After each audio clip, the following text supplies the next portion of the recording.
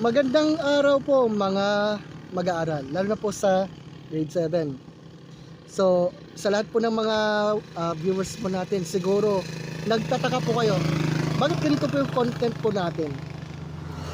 Gaya po ng aking sinabi, babalik po tayo sa basics. At ngayon, atin pong tatalakayin ang mga paksa sa ESP 7. Magandang araw. Sa ating pang-araw-araw na pamumuhay, marami tayong kailangang pagdesisyonan, no? Mula sa simpleng pagpili kung anong damit ang isusuot, hanggang sa mga mahalagang desisyon tulad ng pagpili ng mga kaibigan, pag-aaral ng mabuti, at paggawa ng tama kahit walang nakakita. Pero naitatanong niyo ba sa inyong sarili kung paano tayo nakagagawa ng mga desisyon? Alam niyo kasi tayong mga tao ay naiba sa ibang nilalang dahil tayo ay pinagkalooban ng isip at kilos loob. Ang dalawang kakayahang ito ang tumutulong sa atin upang maunawaan ang mga nagaganap sa ating paligid at makapili ng mabuting gawain. Ang isip ay ang kakayahang mag-isip, umunawa, magsuri at maghanap ng katotohanan. Pagka may problema tayong ikinakaharap sa buhay, ginagamit natin ang isip upang timbangin ang mga posibleng solusyon. Halimbawa, kung may narinig kang balita sa social media, hindi mo agad ito paniniwalaan. Susuriin mo muna yan kung ito'y totoo o hindi. Yan ang gawain ng isip, ang handang maghanap ng katotohanan. Ang kilos loob naman ay ang kakayahang pumili, magpasya at isagawa. Take note, isagawa ang napiling gawain. Kung ang isip ang nagsasabi kung ano ang tama, ang kilos loob naman ang nagtutulak sa ating gumawa ng tama. Halimbawa, nakita mo ang isang pitakang naiwan ng iyong kaklase. Alam ng iyong isipan na hindi ito sayo.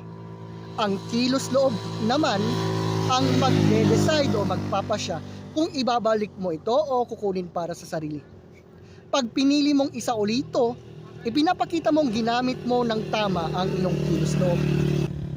Mga kaibigan, mga mag-aaral, mahalagang maunawaan na magkaugnay ang isip at kilos loob. Hindi sapat na alam natin ng tama pero hindi naman natin ito ginagawa. Gayon din, hindi rin mabuti na kumikilos tayo nang hindi muna nag-iisip. You see, ang mabuting pagpapasya ay nagmumula sa wastong paggamit ng isip at syempre, kilos loob ng magkasama. Ngayon, isipin natin ang isang sitwasyon. Sabik kang makaupo sa isang bakanting upuan sa unang araw ng klase. Pero may kaklase kang nagsabing para lamang yon sa bag niya. Maaari kang magalit, maaari kang makipagtalo. Pero kapag ginamit mo ang iyong isipan, maisip mong may mas maayos pang paraan upang harapin ang sitwasyon.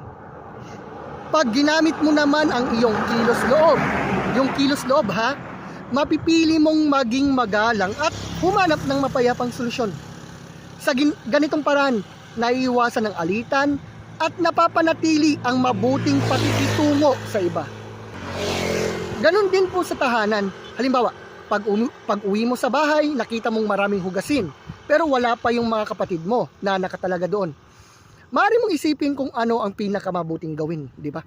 Kung kaya mo naman at walang magiging masamang epekto sa iyo, maaari kang tumulong. Ipinapakita nito na ginagamit mo ang isip upang suriin ang sitwasyon at ang kilos loob upang gumawa ng mabuti. Sa ating aralin ngayong linggong ito, ang tunguhin ng isip ay katotohanan, samantalang ang tunguhin ng kilos loob ay kabutihan. Kabutihan Pag hinahanap natin ang katotohanan at pinipili natin ang kabutihan, tayo'y nagiging responsable sa ating mga kilos at pagpapasya. Kaya bilang mga kabataan, lalo na sa inyo, mahalagang sanayin natin ang ating sarili sa maingat na paghatol o maingat na paghusga. Hindi dapat padalos-dalos ang ating mga desisyon sa buhay.